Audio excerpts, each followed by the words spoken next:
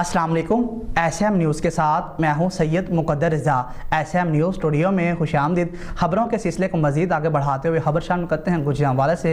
गुजरांवाला में मुज़र सेहत अशिया खाने से 30 से ज़ायद अफराद की हालत ख़राब हो गई है और इंतज़ामिया ने बेकरी को सील कर दिया है। इसी हवाले से मज़ीद बात करते हैं अपने नुमाइंदे अली शराजी से। जी अली शराजी, बताइएगा क्या तफसीलात हैं आपके पास?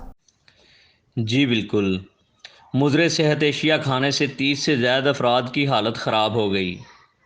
इंतज़ामिया की तरफ से बेकरी को सील कर दिया गया है। बताया गया है कि कामोकी में GT रोड पर वाक़या मरूफ़ आलम बेकरी की तमाम आइटम्स में मुबैना तौर पर कोई जहरीली चीज़ गिरने का इंकशाफ हुआ है, जिसकी वजह से शहर भर में जिसने भी बेकरी से फ्रूट केक, सैंडविच, पिज़्ज़ा समेत दीगर एशिया खाई हैं, उसकी हालत ख़राब हो गई और इसी तरह मुतासरा अफराद की तादाद 30 से तजावज़ कर गई, जिनमें ज़्यादा तादाद ख़वातीन और बच्चों की है।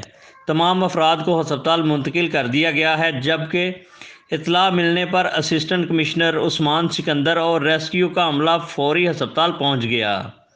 असिस्टेंट कमिश्नर ने तमाम मुतासरा अफराद की इयादत की और डॉक्टरों को सेहत की बेहतरीन सहूलियत फ़राहम करने की हदायत की, जबकि दूसरी तरफ असिस्टेंट कमिश्नर ने फौरी नोटिस लेते हुए बेकरी को सील कर दिया।